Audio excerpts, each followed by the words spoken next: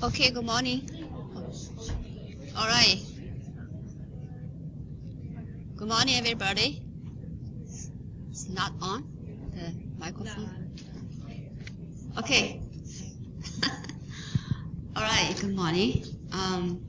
So, yeah, I'm trying to finish the amino acid metabolism today, hopefully, but maybe we'll have still something, left. But we will continue the next Tuesday, right? And together with the review, if we cannot finish material. So I think we already talked about the urine cycles, right, in the last class, and we also talk about intercellular glutamine cycle in the liver. It's also very important to get rid of, as much as possible the ammonia, right? So the periportal hepatocyte is the main cells that does the urine cycles, right? But just in case, some of the ammonia cannot be removed or cannot be picked up by the periportal hepatocyte, then perivenous hepatocyte will pick up ammonia, right, and convert it to the glutamine. So it's a backup mechanism, right, for the removing the ammonia. Now, let's talk about regulation of urine cycles. If you still remember that two urine cycle reactions occur in the mitochondria and the rest of the steps in the cytosol, right? So the two enzymes that is a very important key enzyme in the urine cycles are, first one is the CPS1, characterize the first reaction, first step, right? And the second enzyme, OCT. So these are the two key enzymes that regulates the urine cycle. So the concentration of the ammonium regulates the CPS1 activities. For example, if we have a higher ammonium concentration, that will activate the CPS1, right, to increase the urine synthesis. And also NAC. NAC is a compound that is necessary for CPS1 activity, right? So again, NAC concentration will also be able to regulate CPS1 activities, regulates the urine cycle.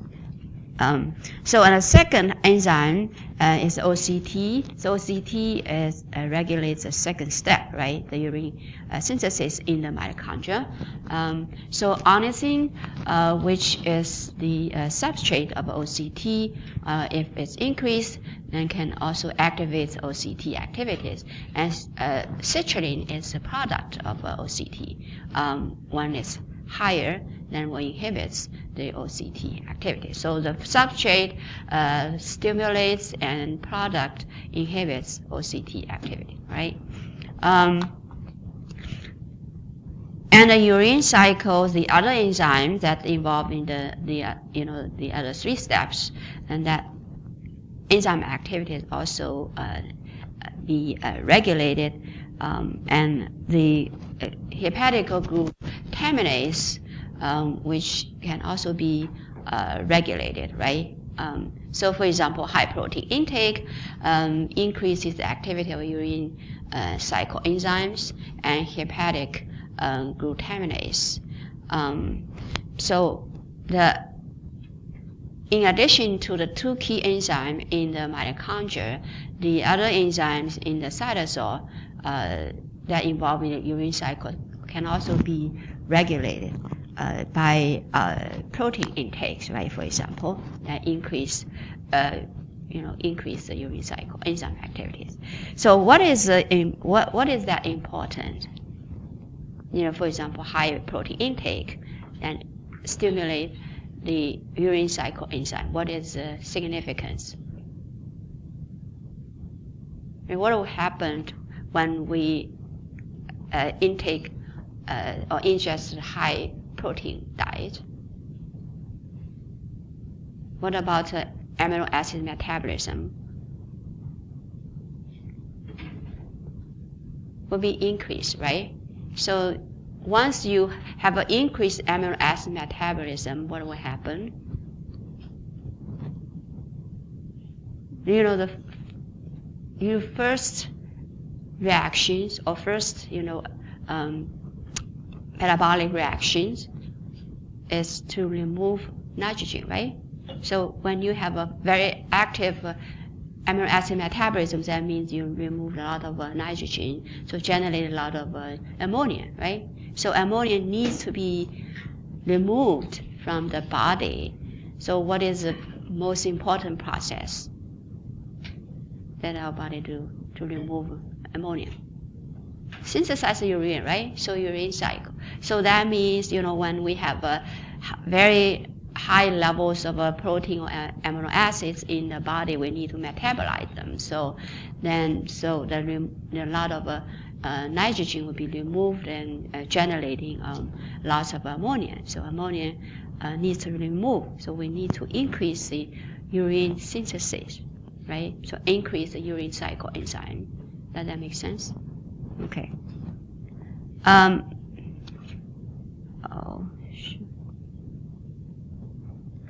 Okay. Oops. So key points about the urine cycles. So something that you need to remember, okay, for urine cycles. So what is the role of urine cycles? We just talked. Get rid of ammonia, right? And where does a urine cycle take place? In the liver, right? And which tissue in the liver? Where in the cell? Mean the compartment, which part of the cell? Mitochondria and cytosol, there are two sides, right? Okay, urine. So where does the carbon come from in urine? You see the urine molecules, so it has one carbon and two nitrogen. So where does the carbon come from? Do you remember the first steps of urine cycles? Yeah, bicarbonate or CO2, right? Where do the two nitrogen come from in the urine molecules?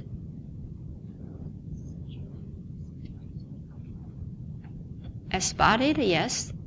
And what about the other nitrogen comes from? What is the purpose of urine cycle? Ammonia, right? Okay, so one nitrogen is from ammonia and the other nitrogen in the urine molecules from aspartate, right? Remember the reactions in the urine cycles, okay? Oops, sorry. Okay, how many ATPs is or are needed? 1, right? You said 4. 4 needed, but we also generate 3, right, from the fumarate cycle. Do you remember? Okay, so 1. Ornithine or fumarate gets recycled, right? Ornithine and recycled back to the mitochondria, and fumarate is also get recycled to aspartate. So why is that important?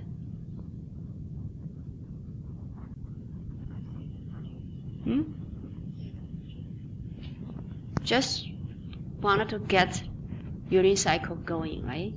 So functioning. So we need to get citrulline, the ornithine, right, back to the mitochondria, so then provide substrate for the reaction, second reaction, right? Second step reaction. So to keep urine cycle going and functioning. So recycle is important. So how does it happen?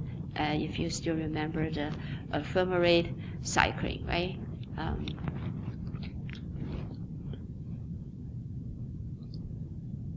So what regulates the urine cycle? we just talked about in the last slide, right? Several, two key enzymes, how they regulate it, you could try to remember. Ammonia concentration and the citrulline concentration or ornithine concentration, right? Or NAC, right? They all regulate the urine cycle. And also important thing is the high protein diet, right? When you eat a lot of protein amino acids, we need to metabolize them. So we need to activate urine cycle enzymes, right? Does that make sense? Okay. So clinical applications. So why is urine cycle so critical to the body? What is the function? Get rid of ammonia, right? Ammonia is toxic to the body, a lot of tissue, particularly brain. So what happens if the body is unable to synthesize urine? So for example, due to liver failure.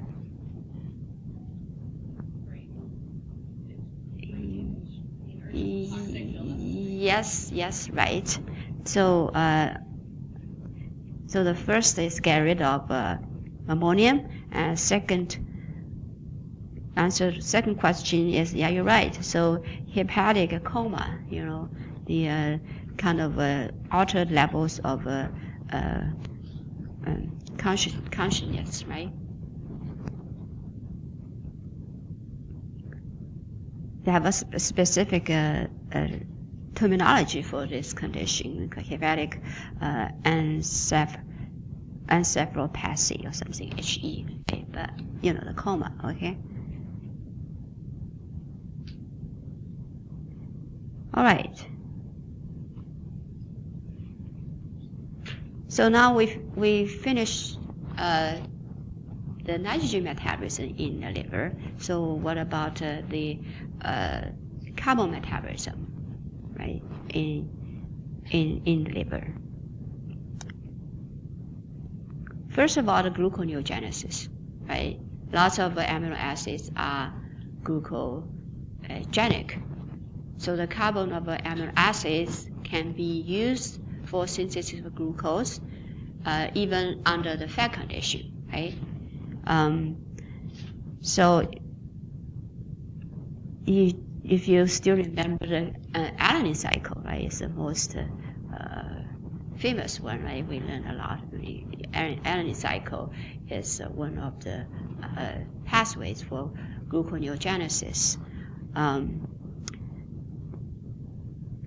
And the other important thing is that you also need to consider during fasting condition, how glucose made from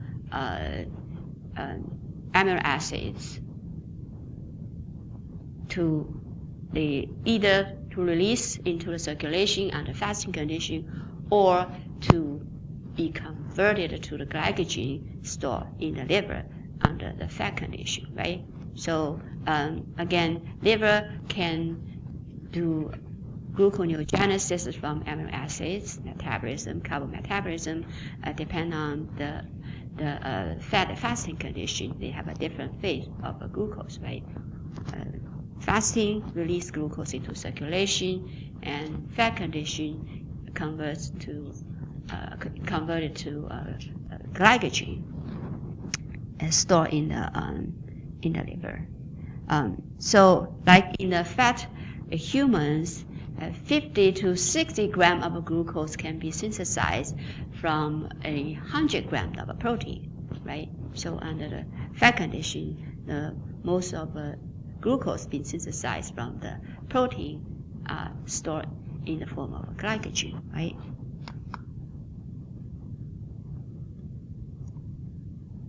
And this slide, I just wanted to tell you the big picture in general. The liver can metabolize amino acids for both nitrogen and the carbon skeleton, right? So the nitrogen in the amino acids mostly metabolized that involved in the urine cycles in the liver, right? So liver can do both cycles, urine cycles and TCA cycle, right? So nitrogen basically metabolize involve the urine cycles, and carbon metabolites involve TC cycles. But TC cycles involve just a partial, but the most of amino acids will not completely oxidize in the TC cycle, right? In the liver, the most of amino acids that use TC cycle for gluconeogenesis, right? If you still remember, most of amino acids metabolized to alpha keto acid in the liver, not completely oxidized for CO2, for ATP production, CO2 water, right? So this is something you probably wanted to know. So again, in the liver, that amino acids can be metabolized through the three pathways: the gluconeogenesis for releasing glucose under fasting condition, or for glycogen synthesis in the fat condition. And second pathway is the ureagenesis, urine cycles, right, for get rid of ammonium and nitrogen metabolism, and also amino acid oxidation to alpha keto acid, right?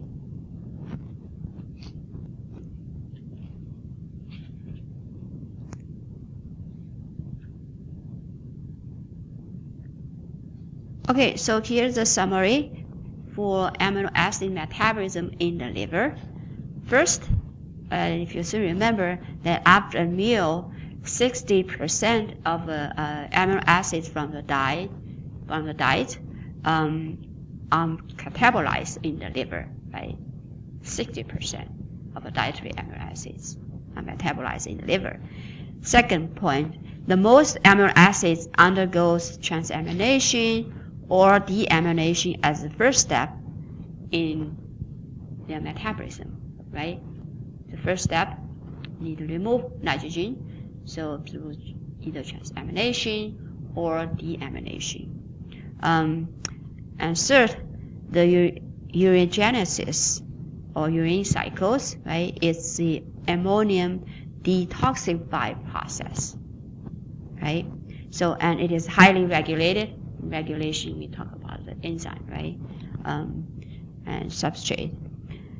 The point 4, urine cycles occurs in periportal hepatocytes, right? Not a perivenous site, hepatocyte. Remember this, right? And glutamine is differentially metabolized in both periportal and the perivenous hepatocyte. Try to remember intercellular glutamine cycle, right? So in periportal side, hepatocyte, the urine cycle is a major pathway to get rid of ammonium, and in the perivenous hepatocyte, the glutamine synthesis is the main pathway to get rid of ammonia as a backup mechanism, right? So let's see what else. The next point, we can talk about this already. Oh, so the periportal and the perivenous hepatocyte, they metabolize glutamine differently, right? In the periportal hepatocytes, glutamine is metabolized by glutaminase, right, to remove ammonium and converts to glutamate, right, in the periportal hepatocyte. But in the perivenous hepatocyte, the glutamine is synthesized, right, by the enzyme called glutamine synthetase, right? So two different important points that are happening in these two different types of cells. First is a pathway for removal of ammonia, right? One is through the urine cycle, and the other through the synthesis of glutamine.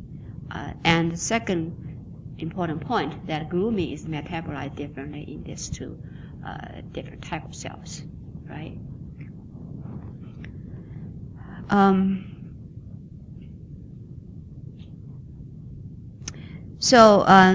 And last point, no, not last point. So, and the next point is the amino acids carbon skeleton can be used for make glucose, glycogen, depending on the physiological state, right? And also can be used to synthesize ketone bodies and fatty acids, right? So this carbon skeleton of amino acids can be used or metabolized, right, to make glucose, glycogen, ketone bodies, and fatty acids, and all these pathways depend on the physiological state, right? For example, fatty acid synthesis we expect to happen in which state? What do you guys expect? Fat or fasting state? Fatty acid synthesis. Fat state, right? Fat state. And ketone body synthesis. Fasting, right? Okay. Okay, so last point, that branching chain amino acids, most of them not metabolized in the liver, right? So they are released into circulation. So you have an increased release of a branch chain amino acids after meal, and 60% of circulating branching, or not circulating, the branch chain amino acids are initially absorbed from the diet, actually metabolized in the muscle, right? Okay. Okay, now let's talk about amino acid metabolism in intestine. So after meal, the most of amino acids leave the intestine. So intestine will use some of the amino acids, particularly glutamate, and aspartate, right? And for energy, most of the amino acids actually leave the intestine and go to the liver. Liver metabolize most of them, right? 60% of them, and then release the rest of unmetabolized amino acid into circulation and metabolize in other tissues, right? So why does the intestine need to retain some of the absorbed amino acids? For a couple of reasons, right? First, it's for the synthesis, protein synthesis in intestine. You need some amino acids for synthesize apoproteins. You still remember which type of apoprotein synthesized in the small intestine? Chylomicron, right? So amino acids from the diet are needed for synthesis of apoprotein, the chylomicron, for example, and also new digestive enzyme, right? The gut or intestine since had a lot of digestive enzymes that needed, right, be synthesized from amino acids, and then hormones. Gut can also release some very important hormones of protein, right? So also need amino acids, and also nitrogen-containing compounds. And the second part of the need of amino acids for small intestine is energy, right? So 80% of energy needed by intestine are from glutamate, aspartate. So I forgot to actually add the aspartate in your notes. So please added aspartate. But aspartate is also one of the amino acids that needed for energy in intestine. Right? So, oops, sorry. So in terms of a metabolic pathway, that for amino acids, that similarly like the other tissues, right? The nitrogen need to be metabolized, and also carbon skeleton. So two aspects: nitrogen metabolism and carbon skeleton metabolism, same thing. But in the small intestine, only partial urine cycle can be can take place, right? Because of some of the enzyme, the urine cycle enzyme is not highly active in the small intestine. So small intestine only be able to do the partial urine cycles. But we will get there detail later. And carbon skeleton, amino acids can be oxidized, right? For example, for energy, right? These 3 amino acids can be oxidized for energy.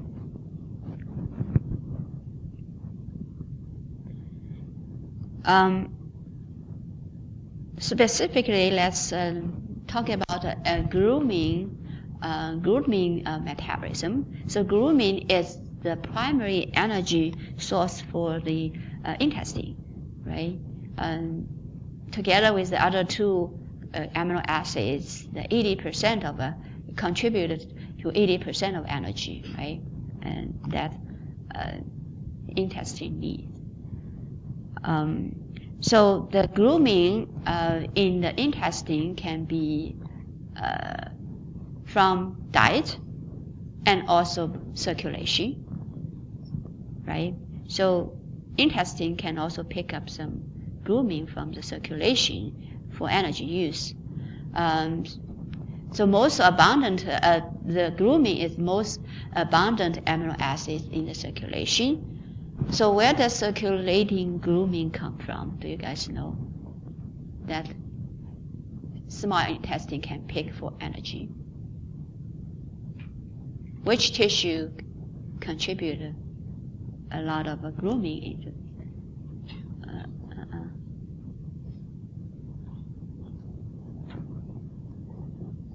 Okay, muscle, right? So muscle contribute a lot of glutamine. If you still remember the 2 slides, you have a diagram, put all the tissue organ together. So glutamine the muscle contribute a lot of glutamine, right, to the circulation. So intestine can pick up from the circulation for energy use.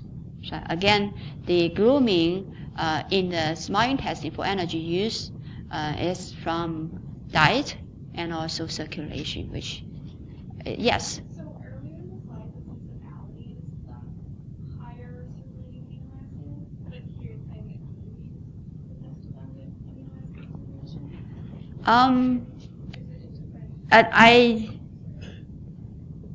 Okay, that's a good question. I will check. I will get back to you. Sorry about that.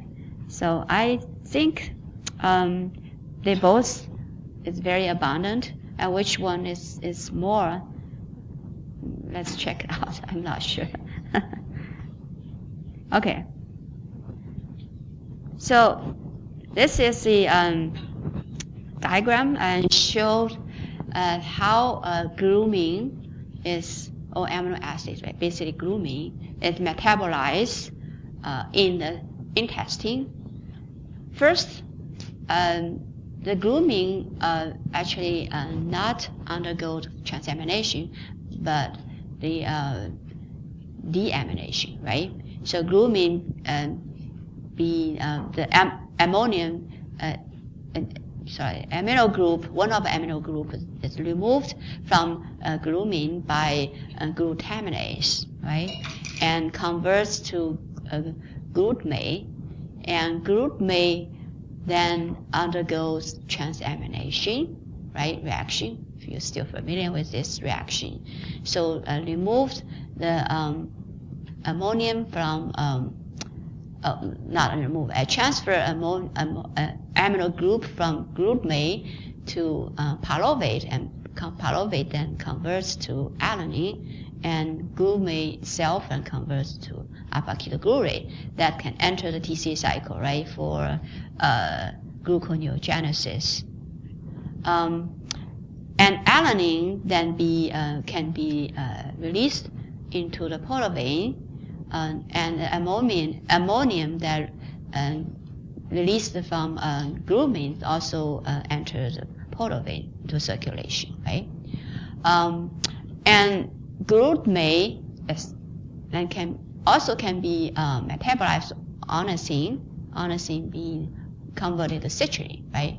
So all this, the four compounds actually are able to release from the intestine into the circulation, right?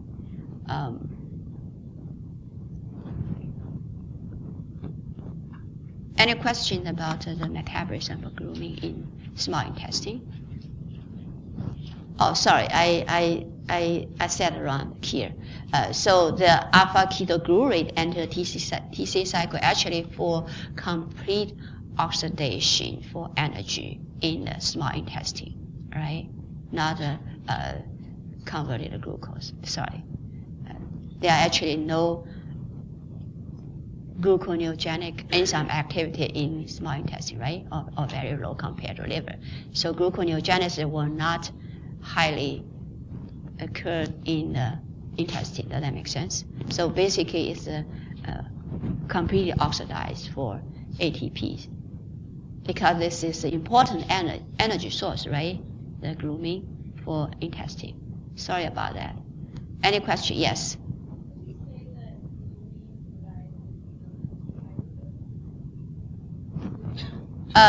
Converts the amino group is transferred from glutamate to pyruvate, and pyruvate being converted to, once they receive the amino group, and converts to alanine, right? The transamination reaction, if you still remember, right? Okay. So again, in intestine, the glutamine again is the main energy source, right, for the intestine. So this is a pathway how glutamine be used for ATP production, right? The deamination and then transamination to the alpha-ketoglutarate and to the TCA cycle for complete oxidase. And also during the metabolism of glutamine, there are four compounds that are produced, right, and released into circulation. They are ammonium, alanine, onosine, and citrulline, right?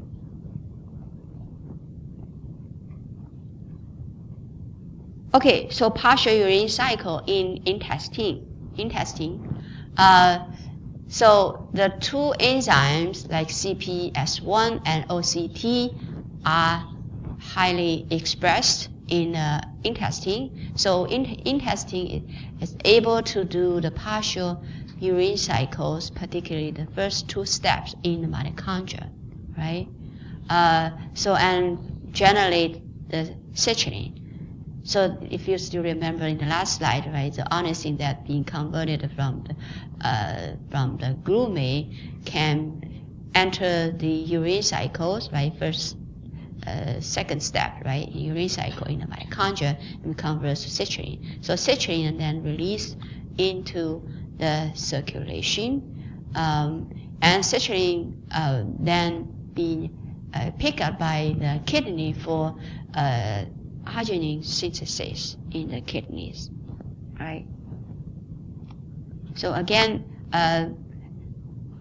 intestine is able to do partial urine cycles, particularly first two steps in the mitochondria, because they have a higher CPS1 and OCT enzyme activity, right? But lower enzyme activity, the activity of enzyme in the rest of urine cycle in cytosol, right? So that's the reason they cannot be continued in the rest of urine cycles in the cytosol in the intestine, right?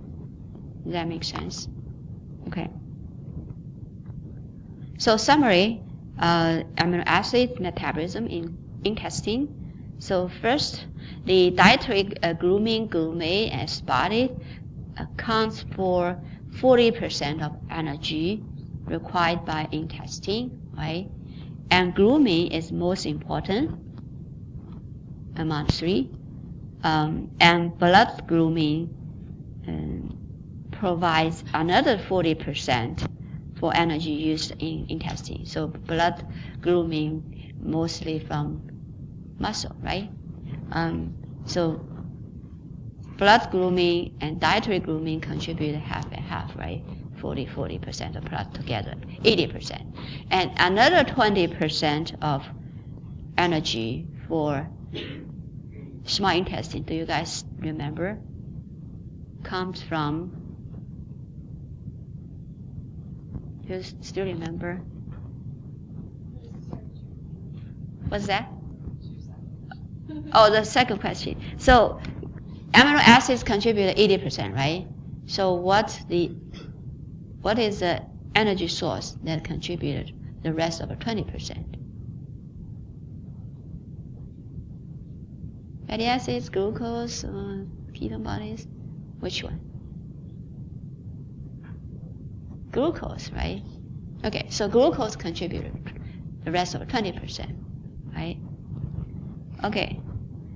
Second point, the glutaminase and aminotransferase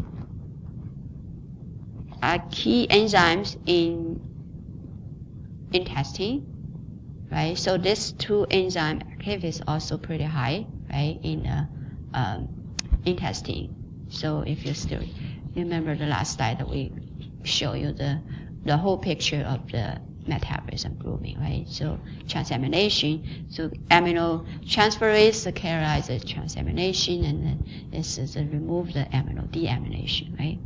And third point, the key compounds produced from glutamine in the intestine,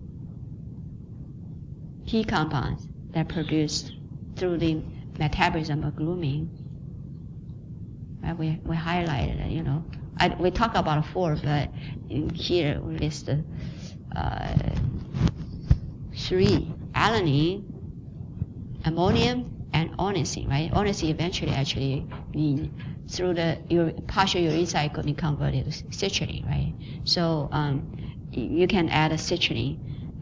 So ammonium, alanine, ornithine, and citrulline, right, are the key compounds that produced from glutamine metabolism in intestine and released into the circulation, right? And point 4, the key compounds released from intestine. Oh, I think, why have a 2? The same exactly. Okay. Produced, oh, okay, sorry. Produced, and then the next point is the released, right? So produced actually, well, anyway, but you guys understand, right? Produce, you know, ornithine be usually converted to citrulline, so will not be released, but citrulline will be released. Right? So citrulline is taken up by kidney for the synthesis of arginine, which then released for the whole body protein synthesis. So arginine is the main amino acid that is synthesized in the kidney and released into the circulation and picked up by other tissues for synthesis of a protein in the other tissues, right? Okay.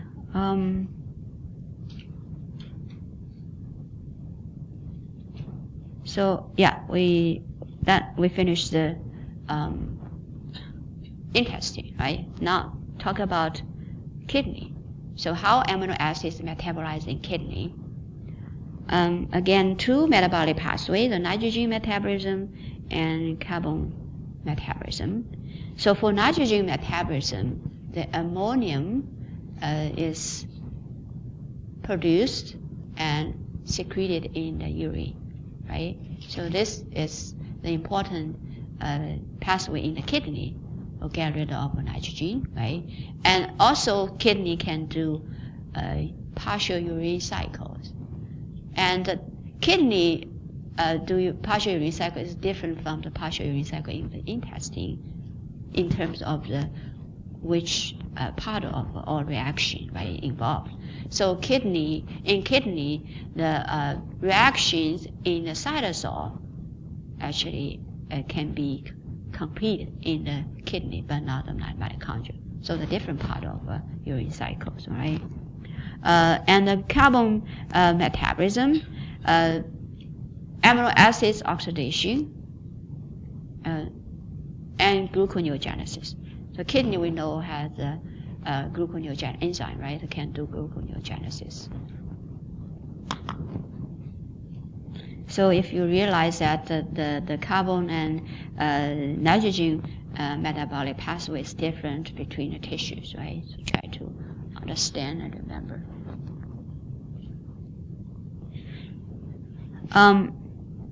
So 3 amino acids are synthesized in kidney, like serine, arginine, and histidine, and uptake of amino acids by kidney. So these are the amino acids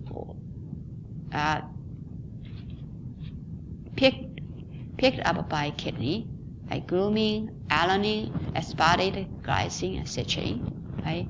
So kidney can pick up all these amino acids compounds. And metabolic pathways in kidney. Nitrogen, so kidney can do partial urine cycles and also excrete ammonium, right? And carbon metabolism, again, amino acid oxidation and gluconeogenesis. So this is the slide show you how amino acids metabolized in the kidney. And this slide is focusing on the amino acid synthesis in kidney, right? And again, serine, arginine, and histidine are the 3 amino acids that can be synthesized and released into the circulation, right, from the kidney. And kidney can pick up the glycine, aspartate, and citrulline, right? So citrulline and aspartate are needed for synthesis of arginine, right? So arginine, once it's synthesized in the kidney, then released again back to the circulation and picked up by other tissue for protein synthesis, right? And histidine is also being synthesized in the kidney and released into circulation. And in addition to this protein synthesis, amino acid synthesis, the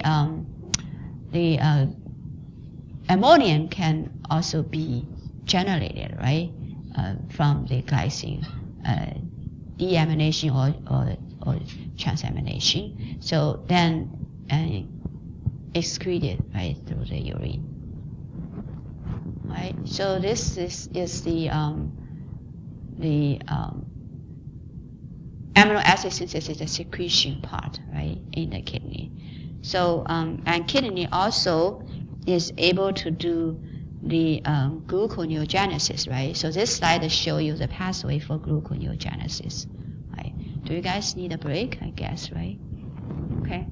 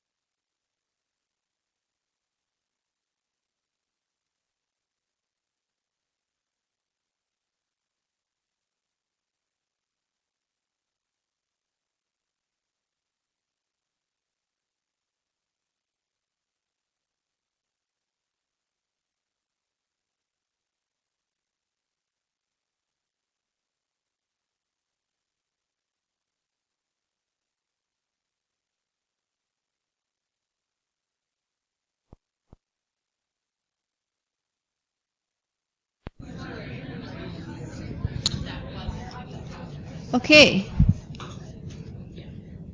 So last slide we talked about the amino acid synthesis, right? That happen in the kidney. So 3 amino acids, right? And the able to synthesize from the kidney, and kidney also can do the gluconeogenesis, right? So this is a pathway for gluconeogenesis. You use so all the amino acids that can be converted to pyruvate, either pyruvate, oxaloacetate, or alpha-ketoglutarate, and all these amino acids are glucogenic, right? So kidneys specifically pick up glutamine and alanine as a precursors of a gluconeogenesis, right? So glutamine here and alanine, they all join the reactions. So the first is the glutaminase, right? The deamination of glutamine and converts to glutamate, and then glutamate. Second reaction is the glutamate dehydrogenase, right? To catalyze the also the deamination, right? First, and the third step is the transamination. So through the deamination and transamination, then glutamine can be converted eventually to oxaloacetate or pyruvate, right? So alanine can be converted to pyruvate through the transamination reaction.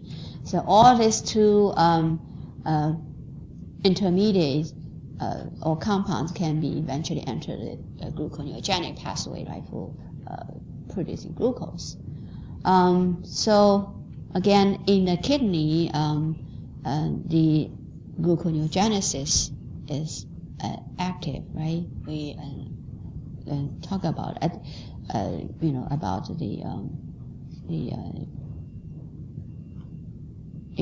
when we talk about the glucose metabolism. And another important function of the kidney in nitrogen metabolism is to get rid of ammonium, right?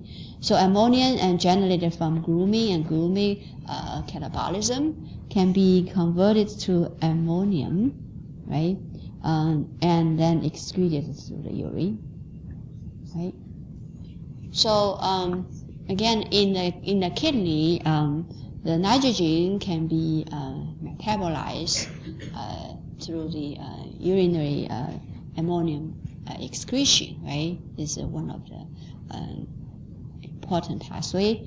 And the carbon of the amino acids can be metabolized through the gluconeogenesis and the protein or amino acid synthesis, right?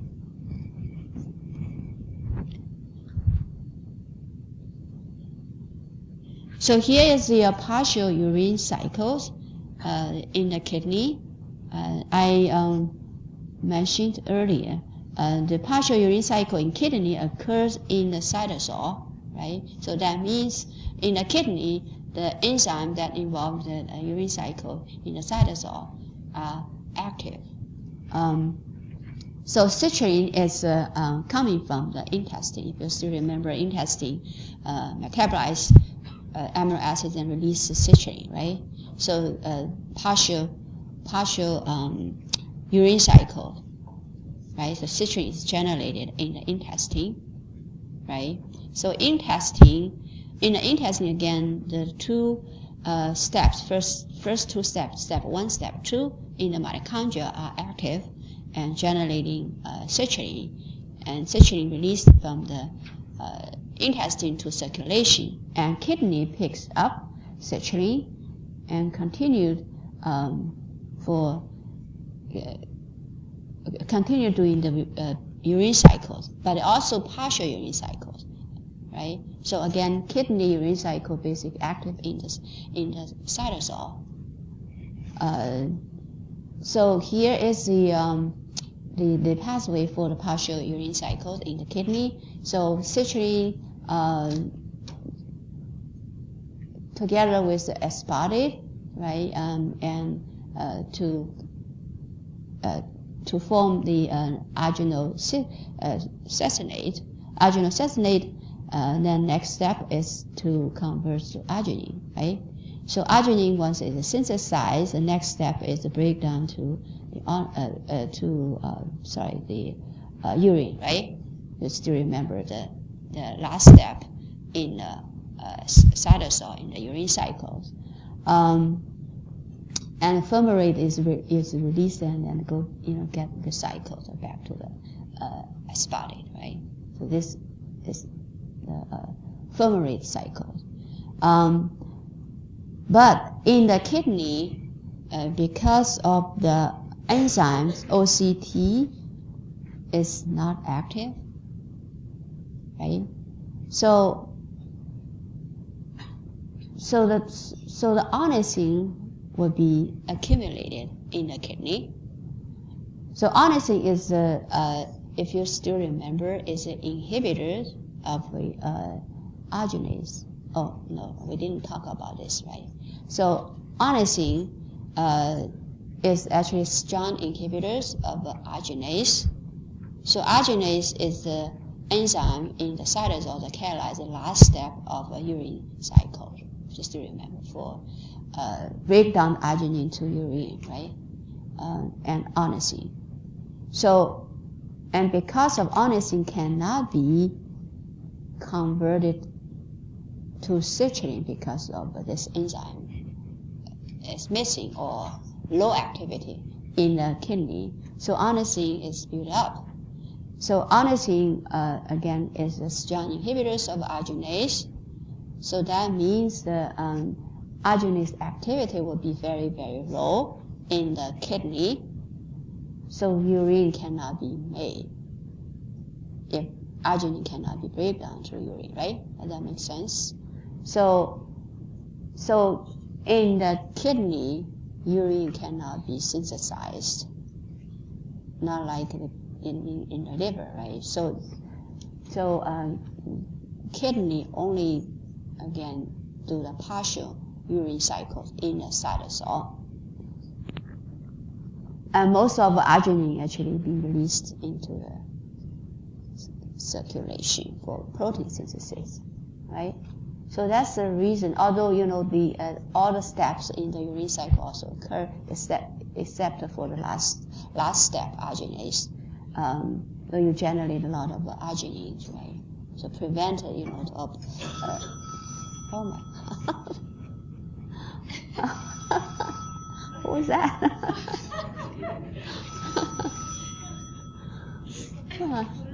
That's weird. I don't know.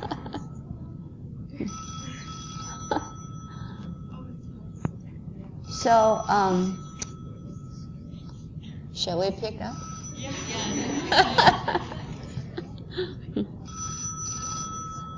That's weird. Oh my God.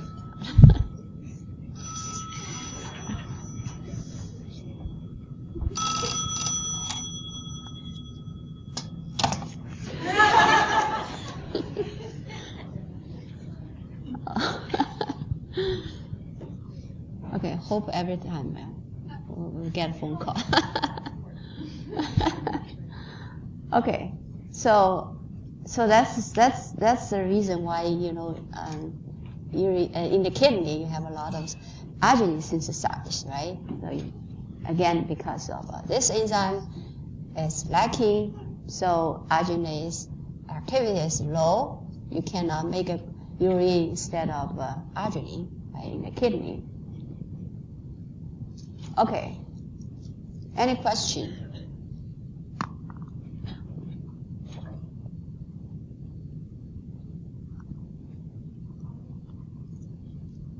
All right. So amino acid metabolism in muscle, right? We finished the kidney. So muscle is a major site for branch chain amino acid metabolism, right? Remember this. So metabolic pathways also be able to do the nitrogen metabolism and carbon metabolism. So the carbon metabolism basically undergo oxidation, and nitrogen, the muscle can do transamination and glutamine synthetase, right? So amino group can be transported as the glutamine to other tissue. So glutamine is synthesized or converted, whatever, right, from the amino acid, other type of amino acids metabolism. So glutamine then is released into the circulation in form of the nitrogen transporter, right? So glutamine again serve as the nitrogen transporter, right? Because in the muscle, a lot of amino acids metabolize, nitrogen removed, right? Also generate lots of ammonium. So ammonium being transferred to glutamate and forming glutamine and released into circulation. So glutamine again is a nitrogen transporter, right? And no urine cycle, right? Urine occurs in muscle. And glutamine we also talk about already, right? The glutamine actually picked up by kidney, so and then release ammonium, right? Through the transamination, deamination, transamination, and release ammonium in the urine, in the kidney. Okay? So branching amino acids, basically three amino acids are branching amino acids, right? Leucine, isoleucine, and valine, and account for 20 to 30% of all dietary amino acids. So again, branch chain amino acids account for 20 to 30% of dietary amino acids, right? So this is just the structure of branching amino acids.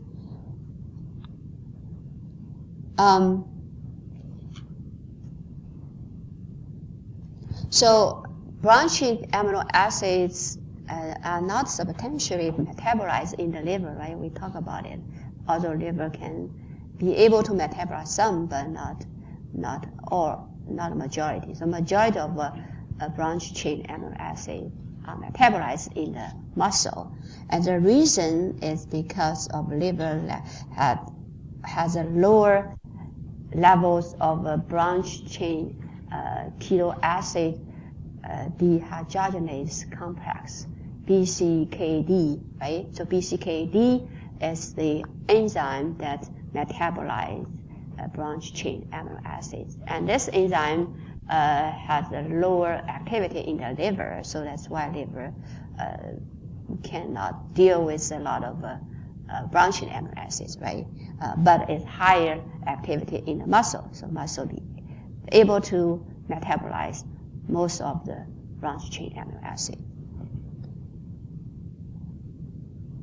So branch chain amino acid level increase right after meal, that we mentioned a couple times. So, and again, most of the branch amino acids metabolize. If they too much, then we need it, right?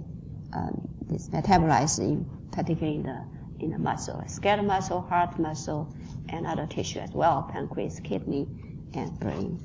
But again, muscle is a primary site for branch chain amino acid metabolism. And this is just the overall picture of branch chain amino acids metabolism, nitrogen and carbon.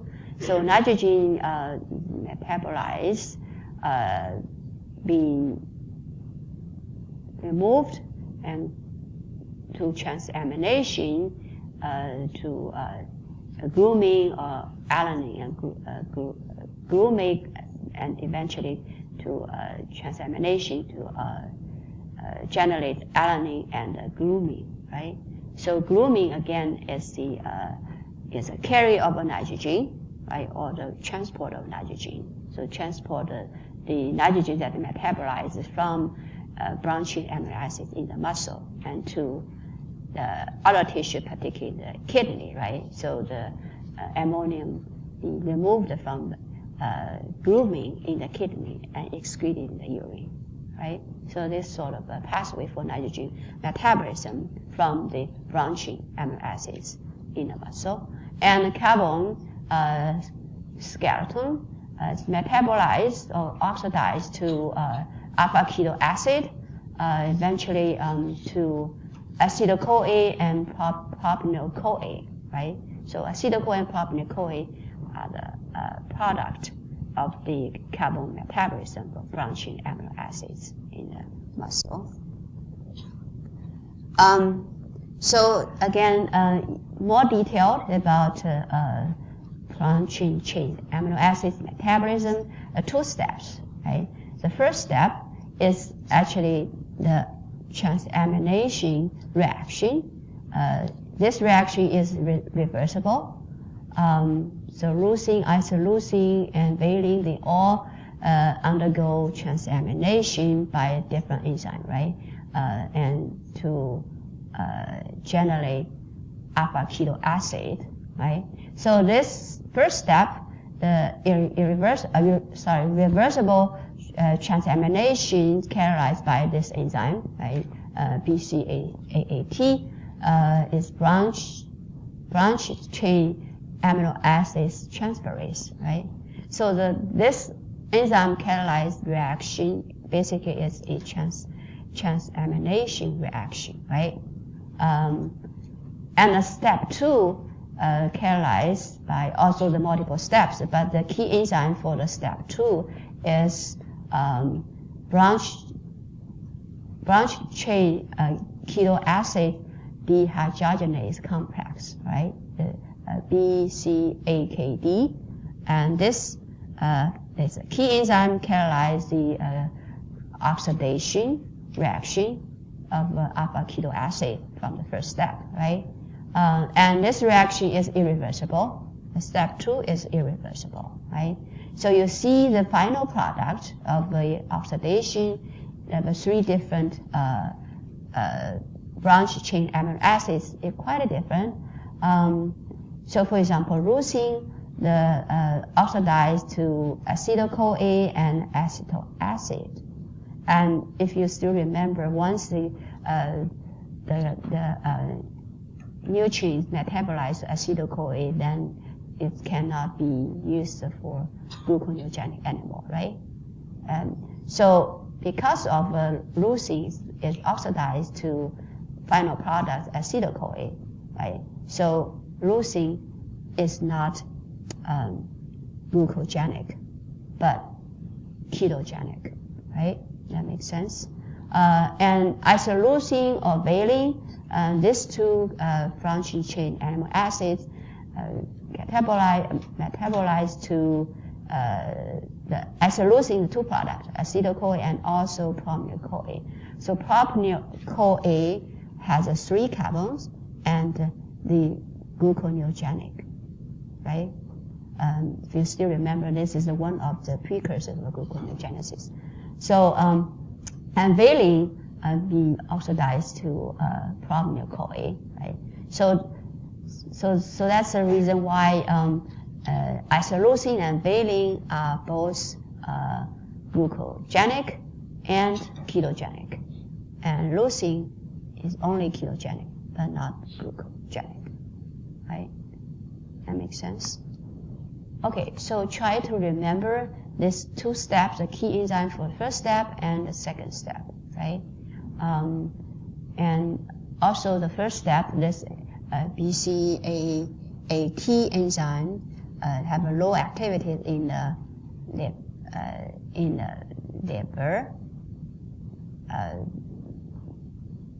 I think I said wrong, right? The second enzyme actually have a low activity in the liver and higher activity in the muscle, right?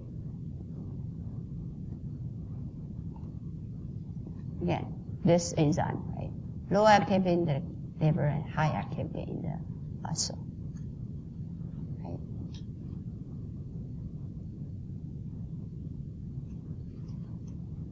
Okay, some more information about the branch chain amino acid metabolism. Step 1, the BCAAT is a key enzyme for the step 1. So what type of a reaction is it, the step 1? Transamination, yes, thank you. So compare BCAAT activity in muscle and liver. Which tissue had a higher activity?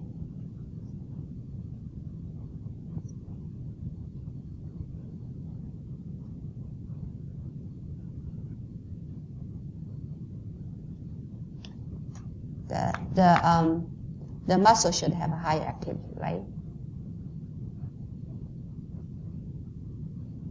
And what happens to the alpha keto acid or branching amino acids? Metabolism. The first step generates alpha keto acid, right? From 3 branching amino acids. And what happens? The next step is oxidation, right? Oxidize to product. What is the product of alpha keto acid oxidation for leucine? Acetyl-CoA, right? The primary product. And what about isoleucine? 2, right? Acetyl-CoA, and the other one that's very important for gluconeogenesis? Propionyl-CoA, right? Okay. And valine, the product, oxidation of alpha keto acid, is propionyl-CoA, right? Step 2, so branching chain keto acid dehydrogenase, BCKD, and this is irreversible. So what type of reaction is it?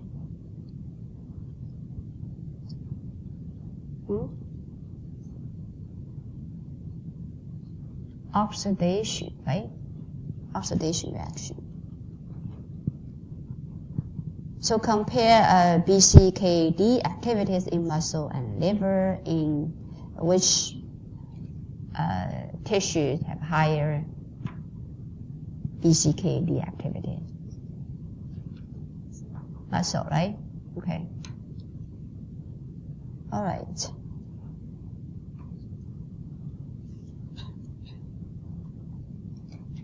Yeah, I think we still have some slides left. We will continue, right? Talk about it next Tuesday, and I guess maybe 20 minutes or so, and then after that we will do review for amino acid metabolism, right? And similarly, the format is similar as exam 1 and 2, right? Multiple choice and forced choose selection, and 55 questions. Okay, we have a quiz.